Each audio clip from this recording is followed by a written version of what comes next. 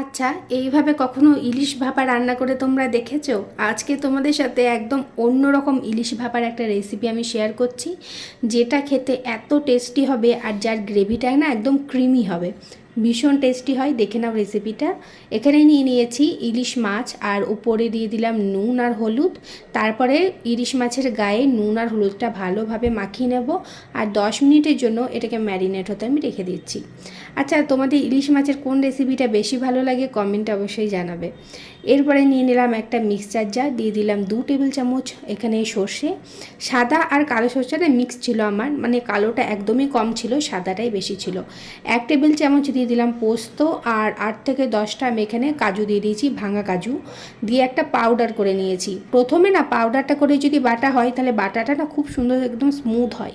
এরপরে একটা কাঁচা লঙ্কা, 1/3 কাপ এখানে নিয়ে নিয়েছি দই, 2 টেবিল চামচ দিয়ে দিয়েছি ফ্রেশ ক্রিম। তোমাদের কাছে যদি না থাকে তোমরা দুধের ওপরে মালাইও দিতে পারো, আর তাও যদি না থাকে কিছু দেওয়ার দরকার নেই, এমনি খুব টেস্টি হয় খেতে। তারপরে দিয়ে দিলাম এখানে স্বাদ অনুযায়ী নুন, অল্প একটু চিনি দিলাম টেস্টটাকে ব্যালেন্স করার জন্য, আর দিয়ে দিলাম হলুদ গুঁড়ো 1/2 চা চামচ। এরপর সব কিছু ভালোভাবে একটু পেস্ট করে নিতে হবে এখানে। আচ্ছা, তোমাদের কাছে যদি নারকেল থাকে না, এখানে কয়েক টুকরো নারকেলও দিয়ে দিতে পারো, কিন্তু আমার কাছে ছিল না, থাকলে আমি নিশ্চয়ই অ্যাড করতাম। এরপরে একটা কৌটো নিয়ে নিয়েছি, তো কৌটোর মধ্যে এই পেস্টটাকে ঢেলে দিলাম। আর মিক্সচার জারে না অনেকটা মশলা লেগেছিল, ওটা আমি 1/3 কাপ জল দিয়ে ভালো করে ধুয়ে সেটা ওখানে অ্যাড করে দিয়েছি। এবার 1 টেবিল চামচ সর্ষের তেল দিয়ে সমস্ত কিছু খুব ভালোভাবে এখানে মিশিয়ে নেব। তারপরে একে একে ইলিশ মাছগুলোকে অ্যাড করে দেবো। ইলিশ মাছগুলোকে এরকম একটু গ্রেভির সঙ্গে ভালো করে না একটু ডুবিয়ে ডুবিয়ে দেবে, তাহলে খুব ভালো হবে, মশলাটা চারিদিকে সুন্দরভাবে লেগে যাবে।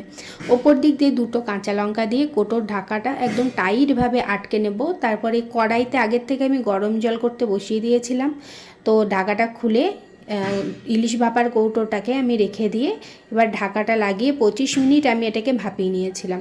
25 মিনিট ভাপানোর পর গ্যাসের ফ্লেমটা অফ করে আরও 5 মিনিট এটাকে আমি রেখে দিয়েছিলাম কড়াইয়ের ওপরেই। 5 মিনিট পর দেখো এটাকে একটা থালার মধ্যে নিয়ে নিয়েছি, আর ওপর দিক থেকে একটু ঠান্ডা জল দিয়ে দিচ্ছি যাতে কৌটোর ঢাকাটা খুব তাড়াতাড়ি খুলে যায় এখানে। তো এখানে দেখো আমি কৌটোর ঢাকাটা খুলে নেব, আর তারপরে দেখো আমাদের ইলিশ মাছটা কতটা ক্রিমি হয়েছে দেখতে, আর মানে টেস্টটা জাস্ট অসাধারণ হয়েছিল।